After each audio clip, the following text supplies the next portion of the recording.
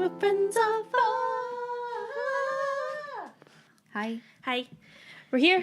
Hi, everyone. This is Can I Just Say One Thing podcast. I'm Demi. I'm Jess. Yeah.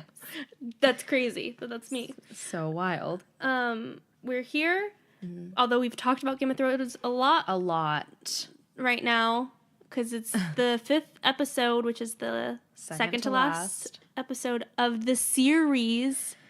Yeah, I'm not ready for it to end, to be quite honest. And, you know, there are a lot of thoughts and feelings coming from everyone at all times, aggressively, angrily. Just like unwarranted. Unwarrantedly. Yeah. Unwarrantedly. I just feel like a lot of people are pissed, but I am not one of those people because I can't control it. Exactly. I am not the writer of the show, so I'm just going to enjoy it. If everybody dies, everybody dies. I'm at the point where I don't care who dies. I don't have... Well, okay, if Tyrion dies, I'll be upset. But... yeah, same. I am just, like... I just want to see what happens. I never trust the show. Yeah. Because they always killed all my favorite people anyway. Yeah. So... I'm just, like... I'm not worried about the death. I mean, I really did like the action of this last show. Like, seeing... Me too.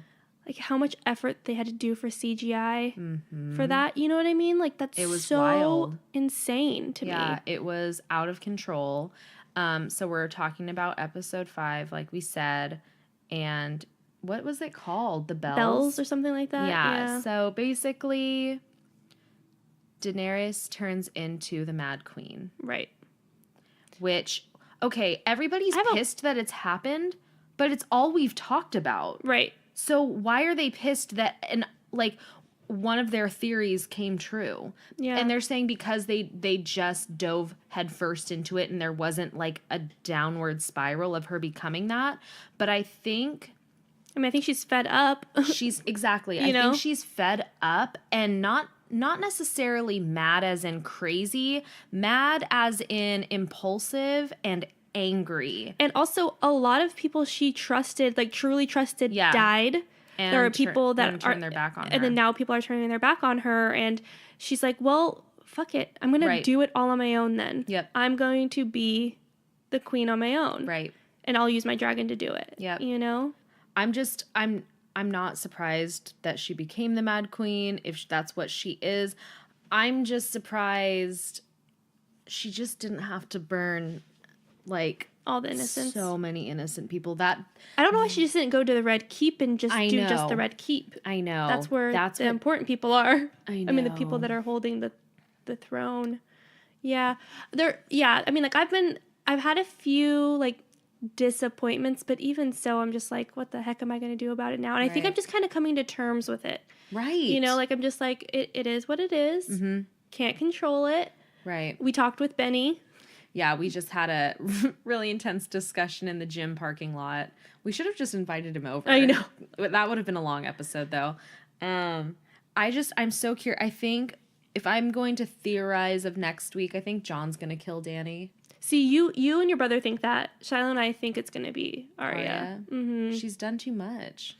She does the most. I know. I mean, she does do the most. I know. Yeah. So she does.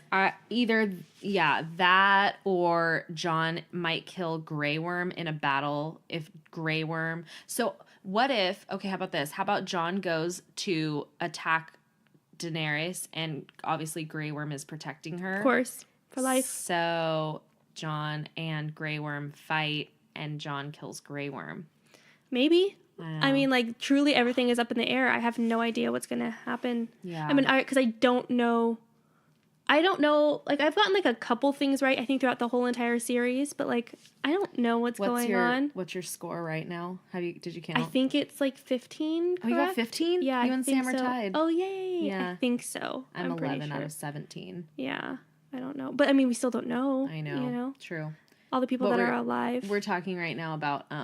we're keeping a tally of... Or not a tally. Like we just a voted. list. We all individually voted of who we think is gonna live and die. And my Yep. mom brought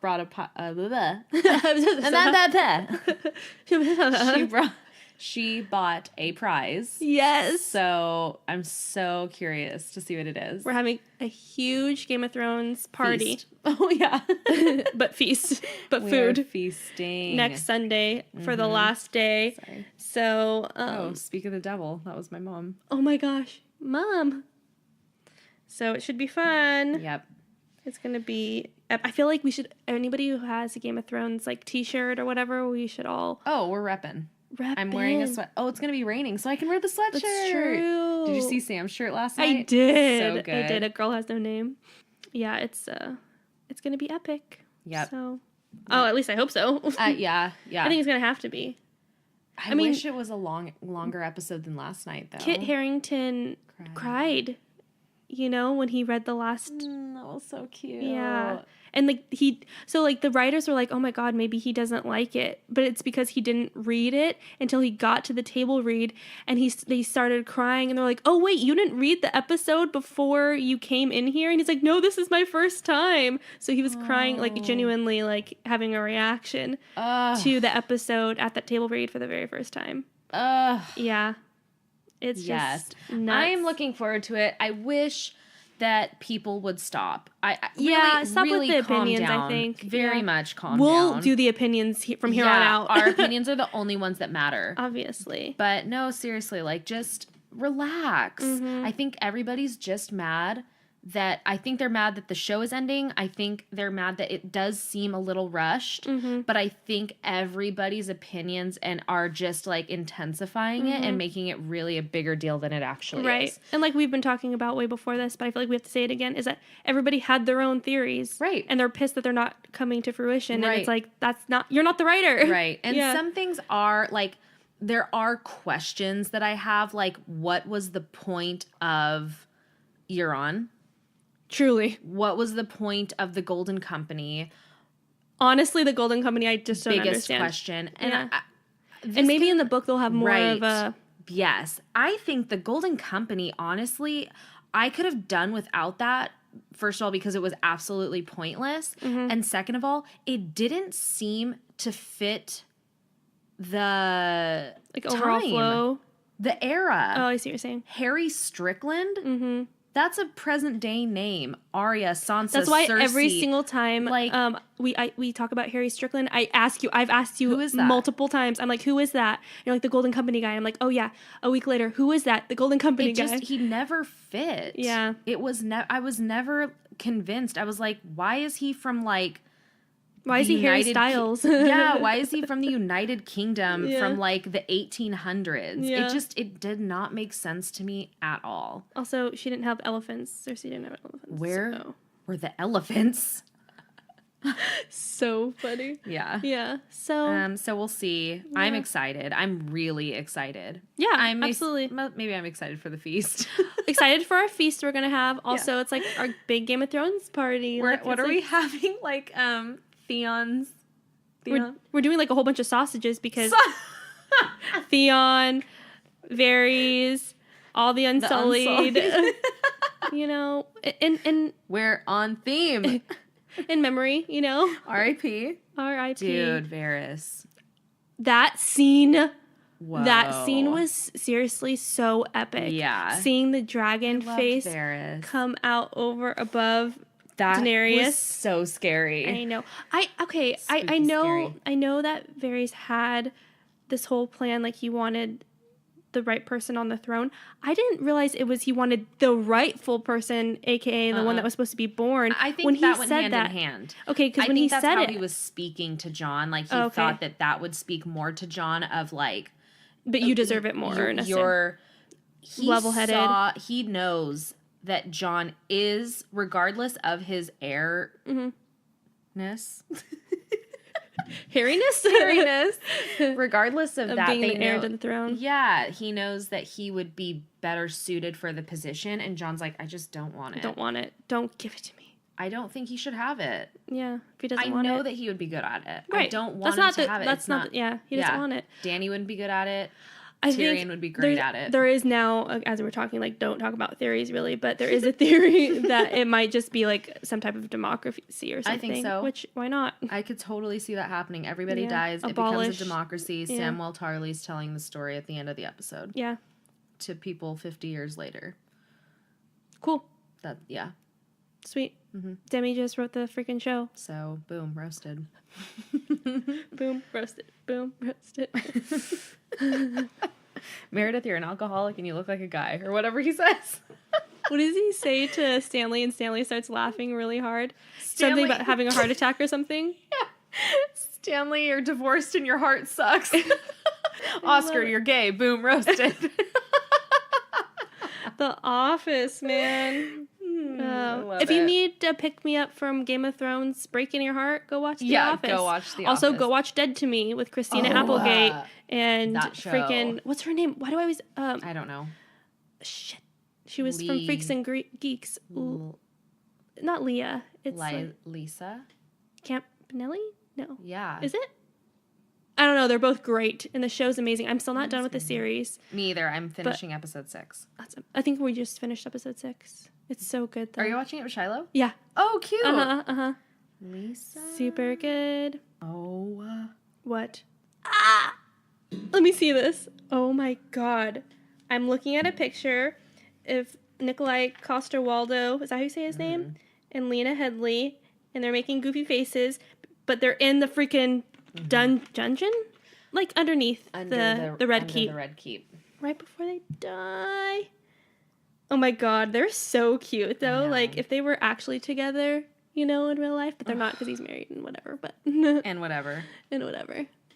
They're super cute, though. He's a good-looking guy. He's so hot. Yeah. The best, sweetest, most wonderful sister from another mother. That was a fun decade.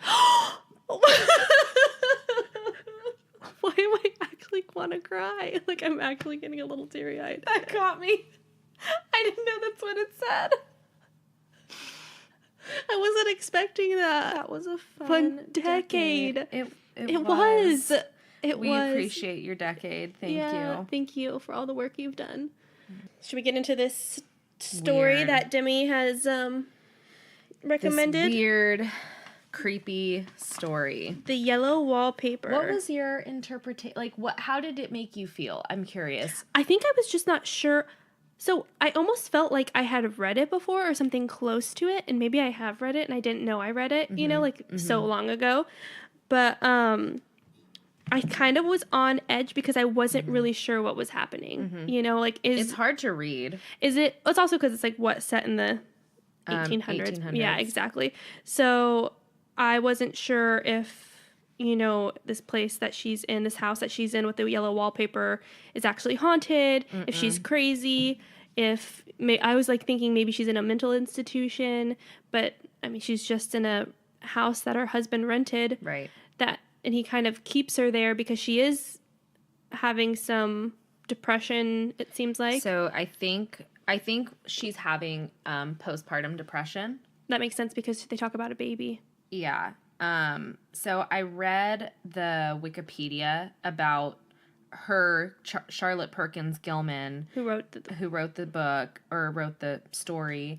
And so she is suffering from postpartum depression. Charlotte Perkins Gilman was, she's an American feminist and super early feminist.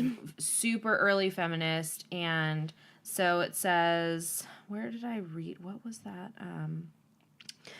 That does make a lot of sense, though, you even just bringing that up, and then you can go back once you find it. But, like, postpartum depression is still so taboo to even talk about. It's a very, like thankfully, like, Hayden Panettiere and, like, all these other actresses are, like, coming, like, yes, I have it. I'm pretty sure my mom had it with one of my sisters. And just, I mean, so many moms get it. It's scary. And it's scary because you're disconnected from something that you just gave life to.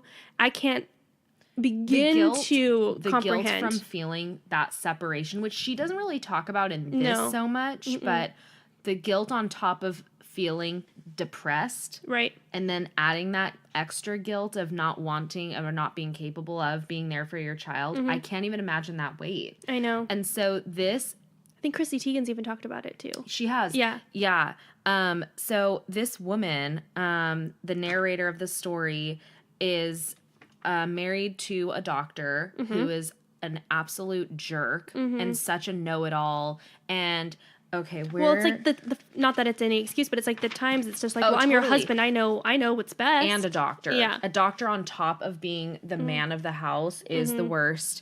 And so, like, it starts off that they rented a house in the country for her to rest and get better because I think he probably has some indication that something's happening. I mean, there's some type of chemical imbalance happening. Yeah, totally. And so they rent his house. He thinks it's going to be good for her to have space and air and be able to relax and lie down all the time. And she even says, she's like, I'm absolutely forbidden to work until I am well again. Personally, I disagree with their ideas. Personally, I believe that congenial work with excitement and change would do me good, which is exactly She's wanting 100% true. Yeah. And her husband calls her a little goose. I said that too. I was pats her on the head and like, oh, you dear little goose. Like, Yeah. go off and take a nap. Like, don't lift a finger. Stare at the wall all day. Yeah. So... And she has to, a blessed little goose. I even said, I wrote on my notes, I was like, I don't like that. Do not patronize me, which is all he does the entire time that he's talking to her. And then she becomes fixated on this wallpaper in their bedroom and she hates it. She hates it. And also she's asked him to change it and he's like, oh, well, we're not going to be here for very long. She's going crazy because of it, because it's something, and that's why they say like in like, you know, institutions, you're supposed to have like a certain kind of like color so that way it's a little bit more relaxing. And the fact that she's going crazy, because it's not just yellow wallpaper, it has like patterns and stuff, and all types of things to distract her. And so they're going on and on, like he goes and he works in town and she's by herself all day with like the his sister, right? His sister, Yeah, and doesn't have Jenny. to lift a finger. And so John's sister, such a dear girl as she is and so careful of me, I must not let her find me writing. And so she truly is supposed to be just sitting there and not doing a thing, going on a walk. I can't be so bored. And that's what they want. That's what they expected of women. I know. Like, oh, you're sick, you better not do anything. Well, I mean, a lot of, even like watching like movies and shows like Pride and Prejudice, which I love, by the way, but women were expected to sew bonnets and needlepoint, which I love needlepointing. I'm not knocking that down. Right. Love doing it. But at the same time... you also ran 50 miles in a marathon and kicked ass. Right. So it's like other things to do. Yeah. Balance. It's all about balance. It's all about either needleworking or running 50 miles. It's just... No, but... You should be able to do whatever you want, and they weren't. And especially, like... with a husband as a doctor, when that's what they were taught. Exactly. That women are so fragile and delicate, and they cannot, stimulate their brains too much because then they'll go crazy and have their crazy thoughts and opinions. Yeah. So on the Wikipedia, it says, while under the impression that husbands and male doctors were acting with their best interest in mind, women were depicted as mentally weak and fragile. Women's rights advocates of the era believed the outbreak of this mental instability was the manifestation of their setbacks regarding the roles they were allowed to play in a male-dominated society. Women were discouraged from writing because it would ultimately create an identity and become a form of defiance. Gilman realized that writing became one of the only forms of existence for women at a time when there were very few rights. That's so crazy powerful. It makes me want to cry. Yeah. It just shows you, I think, with this story is that, like, I mean, women are always and have always less than, but also are fighting for their own rights to their body. It's just like your own personhood, and it's just so frustrating. Yep. That, like, even from, like all the times in history, and it's like, yeah, of course, like things are improving for women. Like, yeah, it's the 21st century, but at the same time, we're still... The progress is very, very, very slow. It's truly, like painstakingly slow. When are we going to be equal and say, like, okay, back off of what you think I should be doing with my mental health, with my body, with my career, whatever. Right. And I know we talked about this last week. I have been on a fucking roll with body confidence lately and just confidence in general. Oh, and I just have like been like, I don't give a fuck. I don't, and I don't. It's because we're working out and we're getting working strong. out. I'm listening to Lizzo. Yes. I can't listen to her enough. I like tried on this like that jumpsuit. I don't know if you saw it. I wore. You don't. Yeah, I saw. I was just like, okay, I have to. The boobs were good. I have to really shout out Shiloh right now. Oh. So I was like, Shiloh, take pictures of me because I was like feeling myself, you know. Yes. And so he was like about to take a picture of me and my hair was kind of like this, and he goes and he moves the hair out of the way of my boobs because obviously I want them to be showcased because the cute jumpsuit I was wearing made them look amazing, and he like moved it to make sure that you could see everything, and I was like, the confidence. Shiloh coming in clutch. I was just like, good, because he doesn't care, like, no, nor should he, because it's, guess what, it's my body. Guess whose it is. It's yours. Mine. And Lizzo's. So, yeah, and Lizzo. Well, yes, Lizzo. I love you so much. This is now a Lizzo podcast. Not wrong. Well, bring in Ariana, don't worry, because that's Demi's girl. My girl. Yes. Okay, anyway, back to the story, right? Yes. About this poor woman. Okay, so she cries at nothing, and I cry most of the time, which broke my heart to read. And just nobody's... The bottom line is her husband is not listening to her. No. Nobody is listening to her. She's a sweet little goose baby child. Whatever he called her was so annoying. I know, I agree. So this is when my notes start going off. I think it's like... You took way more notes than me. I'm really proud of you. I just highlighted a lot. So they like break them up with asterisks in the top. I think it's like it's the part where... He says no one but myself. She's like slowly like going downhill. Yes. And becoming, every time a new segment starts, it's more another obsessive. level. Yeah, exactly. It's more and more like the wallpaper this, the wallpaper that. And you now just, she's like see this demise. And now she's seeing things in like depending on the day, the time of day, like in the moonlight and in the daylight. She can see it more in the moonlight. Yeah. She's not sleeping. And I was like wondering too, I was like, because I wasn't sure what was happening in the story at all. Right. I was like, okay, well, is she in a mental institution where she's seeing other people and not realizing, or she's seeing herself in the mirror but not recognizing herself? Right. You know, I just wasn't sure what was happening. But I think she's just creating something in her mind because she's so secluded. Right. And so she's saying, there are things in the paper that nobody knows but me or ever will, and it is like a woman stooping down and creeping about behind the pattern. And so the way I interpret this is it is her. Yes. Because she says, there's a part where she said, oh God, hold on, pause on that really quick, because this is when she's laying in bed and she wakes up at night and her husband's like, what is it, little girl? He said, don't go walking about like that. You'll get cold. She cannot do a single thing without him telling her, don't do that. Nope. Don't talk to me. And then then she's trying to tell him like, I don't want to be in here anymore. I wished he would take me away. And he goes, why, darling, our lease will be up in 3 weeks. I can't see how to leave before. The repairs aren't done, blah, blah, blah. And she goes, I don't feel better. I don't feel good. And he says, bless her little heart, said he with a big hug. She shall be as sick as she pleases.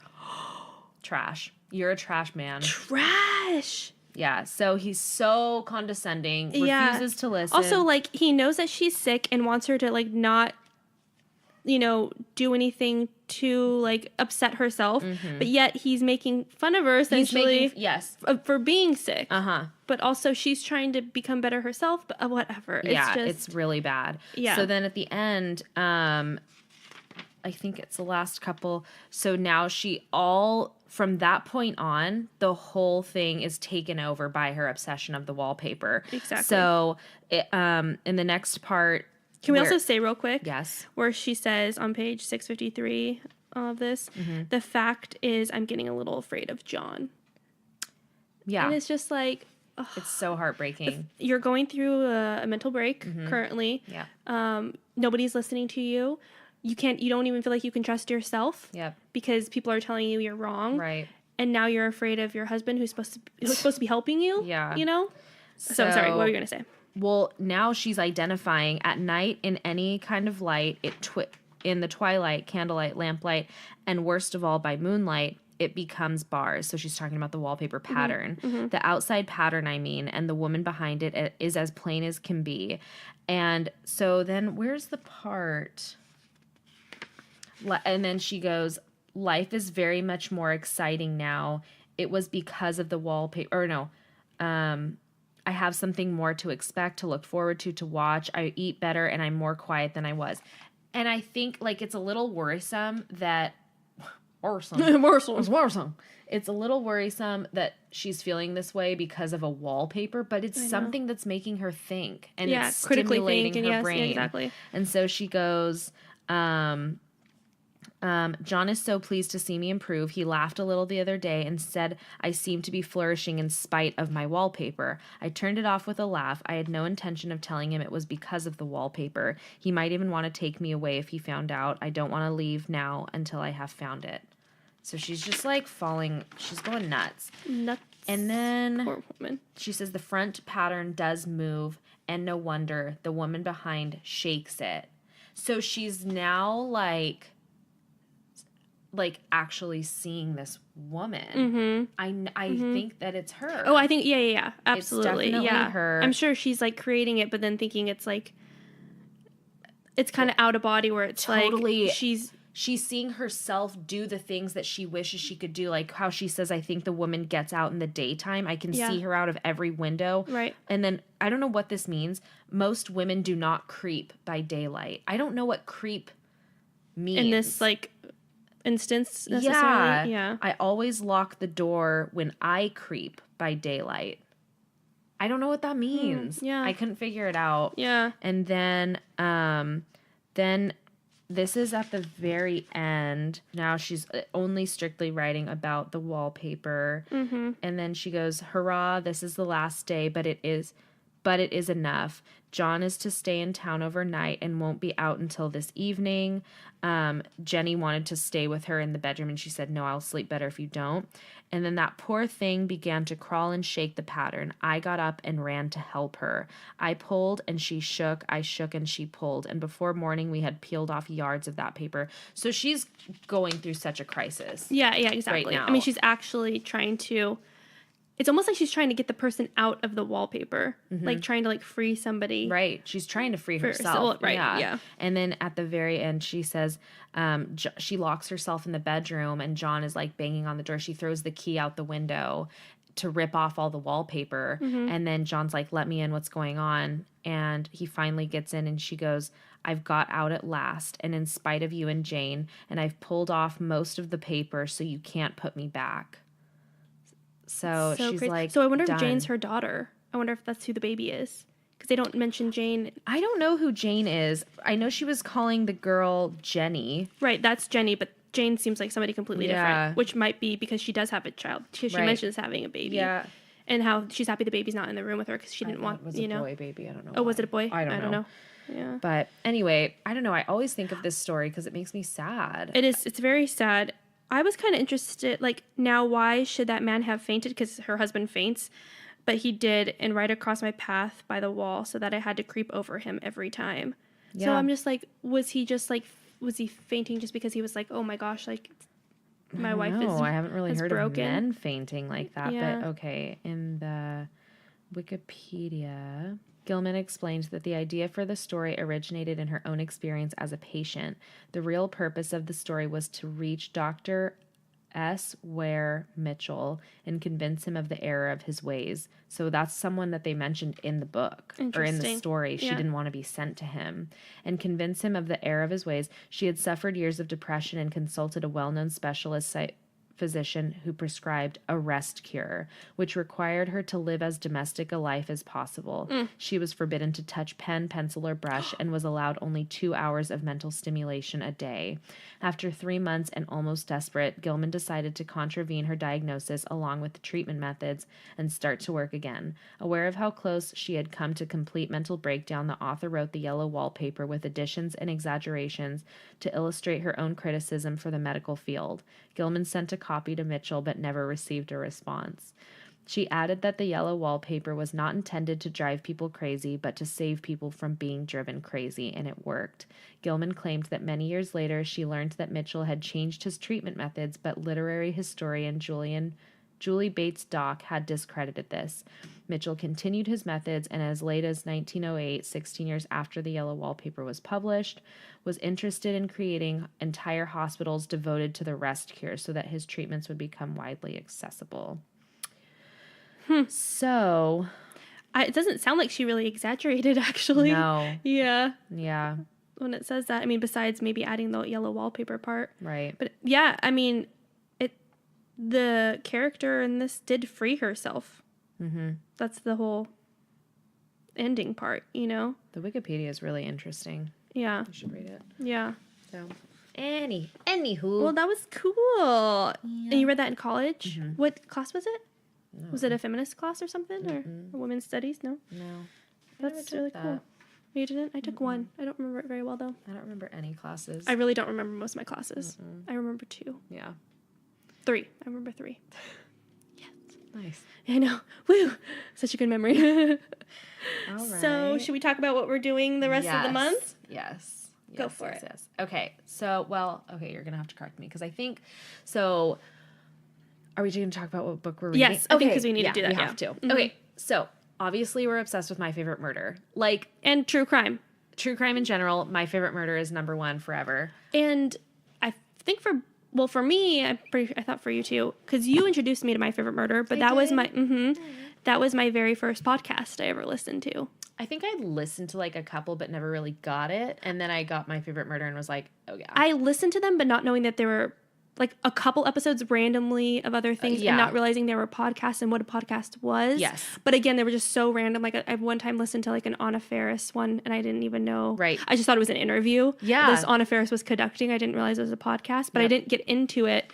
Didn't really listen to podcasts until My Favorite Murder. Yes. Same. Yeah. So if you are also a Murderino, then you know that they're coming out with a book, Stay Sexy and Don't Get Murdered, the How-To Guide. Mm-hmm. And it comes out on the 18th, 23rd, someday this Comes month. out in May. Right. So we pre-ordered it. So that will be the book that we will be discussing the whole month of June. So we recommend ordering it ASAP as possible. Right. So to kind of kick off... May 28th. May 20th. Cool. Wrong on all fronts. So to kick off our obsession, we will talk about our obsession. Moida. In Severno. And we're going to... So next week, we're going to do our own mini My Favorite Murder spinoff. Well, 2 weeks. We're doing 2, yeah. right.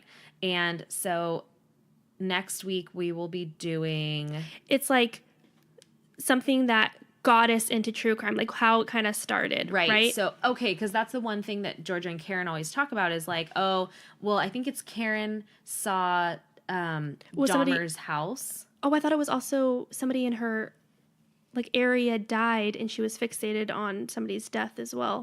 Or was that... That might have been Georgia. Maybe. But I remember find Karen. out I know. Yeah. Should clarify. Yeah. But we're doing it in My Favorite Murder fashion. Yeah. And not knowing the actual going facts. for it. Yeah. I'm just telling you what I know. Yeah, And what I know may not be true. It probably isn't true, but I'm not going to find out for you. No. Do it yourself. Yeah.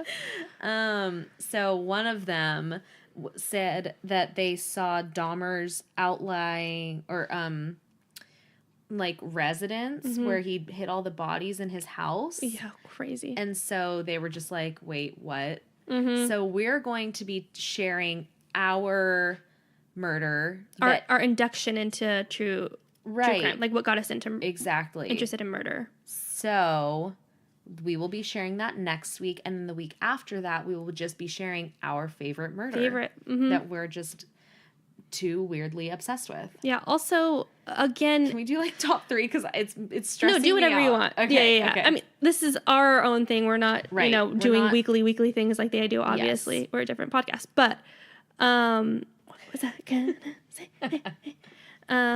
Shit. Whatever. Whatever. I don't know. Yeah. And then we're going to, read their book for the month of June. And discuss it. I'm just really interested, too, in seeing, because Georgia's not religious. Yes. And I'm not religious. So I wonder, like, how that kind of plays into part, you know? Because I think she was raised Jewish. Yeah, she is Jewish. I mean, she still identifies as Jewish because it's also an identity and a religion, right? Yes. But it's going to be interesting because they are women in their late 30s and 40s, late 40s, just to kind of see how, you know, how it's kind of people grow up and stuff. And they both have been addicted to drugs. And Karen was an alcoholic, is a recovering alcoholic. Hasn't had a drink in a long time because she has Caesar. It's just like, how will it relate to us? Kind of, a lot of stuff. Yeah, and I think they're just very relatable and very honest and raw with their audience all the time. And I just really appreciate that all the time. Like, they're not the people that are saying like, I went to yoga 6 times this week and I ate all organic and I've lost 30 pounds and what you guys should do that too, because it's like, sorry, I have a full-time job and I'm tired and I don't want to do that. Right. And they're just like, I did my best. Yeah. I did my best. Like, I had plans to go to yoga every day this week and I went none days. So, and it's just like, that's because that's real. That is real. And then maybe next week I do go 4 times a week. Like, they are so comforting. They're comforting. They're people, like, they even talk about this, how they'll have people come up to them and be like, man, I feel like you're our friend. Or like, well, we kind of are your friend because we're the same, you know? Right. We're all interested in something that is, unfortunately, that's what I was going to say when I went through. It wasn't even anything. Just like, obviously, to stress that we don't love murder. It's not our favorite thing, blah, blah, blah, blah, blah. Just to do it. Yeah. But yeah, we're all obsessed with this thing and it unites us and, you know, and it's a little community that we love and it's cool that we got to be a part of it. It's so fun finding other Murderinos too. Oh my gosh, it's so much fun. Yeah. So yeah, that's what our agenda is for the next month and a half. Month and a half. Join us. Will you? Send us your favorite murder. Please. Ooh, that'd be really cool. That'd be super cool. I would love, like, I wish we could read. I know we are in the fan cult, and so we could go and read people's murders, but it'd be hometown murders. Right. It'd be fun to like get those too. Oh, totally. I would love to read the emails that they've gotten. I know. The thousands and thousands and thousands and thousands of emails they've gotten. I know. I'm like, why aren't they reading my story? Yeah. I'm like, it's because it was buried. Yeah, because they'll never read my story. Yeah, because it's so far gone. Although they should read my story because Shiloh and his best friend met the murderer in my hometown. They knew him. Should we read our murders? Like our own hometown murders? Have you wrote in? Yeah, I wrote in once. I wrote in too. Yeah, maybe we should do that. What if we do that tonight? What if we do that? Ooh, I have to find it. Our murders. That's a good idea. Instead of like a question in our diary. That's a good idea. Okay. Alrighty. Okay. Do Demi's first. Okay. Am I like, hello, Karen? Yeah, do it all. Okay, I'm just reading it all, and I'm not embarrassed by it, okay? What's your subject line? I sent this before they came to Sacramento because I thought they were going to read Sacramento hometowns. Oh, and so now they do that too. I said Sacramento hometowns, Golden State Killer Association, and my piano teacher murdered. Hello, Karen, Georgia, Stephen, and all associates. First of all, I just want to say thank you times a million for creating such an amazing community. All of my friends are true murderinos and are so thrilled that we are no longer freaks for being obsessed with true crime. Quite honestly, in this day and age, if you aren't obsessed with true crime, you're the freak. I have 2 stories that I will make as brief and as to the point as possible. Number 1. Karen, I live in Sacramento, and I promise Midtown is so much fun now. I can't wait for you both to be here in October. When the Golden State Killer was found, my mom called me at 7 a.m. and said, Demetra, I have some news, which is terrifying to hear from your mother, first of all. Mm-hmm. And then says, I don't know how certain they are, and news is still coming out, but they think they found the East Area rapist. You better believe I absolutely lost my shit. I was late. She called me. And I called Jess. I was late for work. I called everyone I knew. I talked on speakerphone in the shower. It's considered a national GD holiday amongst me and my friends. Mm-hmm. Flashback to 30-some years ago when my mom was living in Sacramento, newly married to my dad, unemployed and looking for work.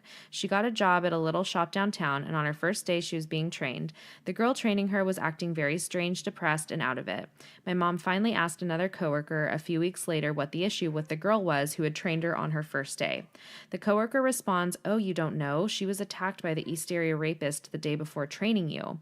I'm sorry. You went into work after being attacked. I will never call out of work again if she can go into work after an ordeal like that. Number 2. I grew up in Salinas, California, and when I was 9 to 12 years old, I took piano lessons at a music store called Gatsby's.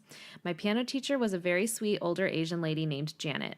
Occasionally, I would take extra lessons at her house. She had an older son, maybe 18 years old, living at her house, and Janet would always tell my mom she wanted to, quote, set us up when I was older. I'm 9. I don't remember anything about him other than he was quiet and kept to himself. Flash forward to 2012. My mom calls me. I'm seeing this as a pattern now. My mom is the reason for my true crime obsession, and she says Forensic Files lulls her to sleep. Anyway, my mom said, I have some news. I just found out that Janet, your old piano teacher, was murdered by her son. He had a psychotic break, shot her, put her body in garbage bags, and dumped her in the middle of nowhere near Pacheco Pass. My potential boyfriend. Oh. I do have so many other things to share, but those are the highlights. Please stay sexy and absolutely do not get murdered. XO, Demetra. Demi, what? You could have been with a murderer. You lost your chance. I really blew it. I know. Oh, that's good. Those are good. Thank you. Yeah. I'm super impressed. Thanks. And absolutely don't get murdered, I think, is like the highlight. Yeah. Yeah. Like, absolutely. Don't. That's the key. So I wrote this back in 2016. Oh my gosh. Yep. Mm-hmm. So this is also like I hadn't finished listening to them all yet because I had a while to binge on him. And I didn't even know Steven wasn't even in the picture yet. Who is like they're like now they hired him to be like the sound engineer for their whole entire company. He doesn't find the murders anymore, like the hometowns. Yeah. They have like another person do it. So anyway, hi Karen in Georgia. I have been binge listening to My Favorite Murder for the last couple weeks. I am obsessed, but I now suffer from self-induced insomnia. Totally worth it. 2 hometown murders happened when I was a sophomore and a junior in college by John Gardner. In February 2009, Amber Dubois went missing in Escondido, California on her walk to school. The authorities had no idea what happened, and it was a total mystery until Gardner attacked and killed another girl, Chelsea King. Sidebar, I know a girl named Chelsea King, it's not her. Okay. It's totally separate. She lives in New Mexico. This one's in Escondido, California. Okay. That's weird. Yeah. Gardner attacked and killed another girl, Chelsea King, a year later while she was running on the trails of Lake Hodges. Both girls were raped before they were murdered, which is tragic, but it helped in catching him. His DNA was found on Chelsea, and because he was already convicted of molesting a 13-year-old, they were able to... He was like in his 20s, like late 20s. Okay. Yeah. Because he was already convicted of molesting a 13-year-old, they were able to arrest him from previous attacks. Mm-hmm.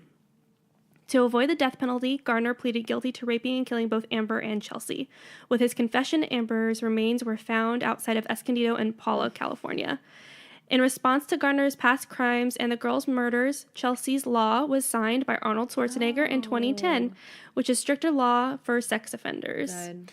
Now for the crazy part. What? My friend, let's call him Jay, because I didn't know if he wanted his name said, met Gardner. And not only did he meet him, but he had him over to his house. Ew, no. Mm-hmm. Jay didn't know him personally, but once they worked on a job site together. Sometimes Jay would invite people over to his place for some after-work beers, and once Gardner went over with coworkers to hang out.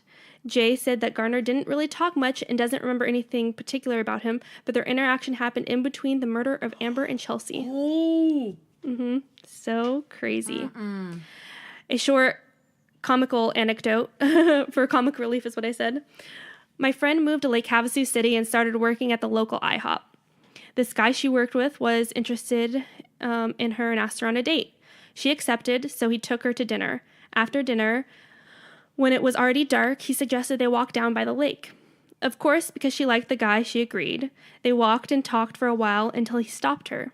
He looked at her with admiration and softly said, "This is when I kill you now." after she lost all the color in her face, he quickly said, "I'm just kidding." They have been married for 7 years and have 3 kids. Thanks for staying sexy and not getting murdered so you can do this amazing podcast. My title was Real Murder with 1 Degree of Separation. Comic relief. Oh my God, no. Yeah. You weirdo. I know. When she told me that story, I was like, don't marry him. And then she married him. I love it. Yay. So love it. Tune in next week for more Game of Thrones. Oh yeah, Game of Thrones. Also, that's murder too.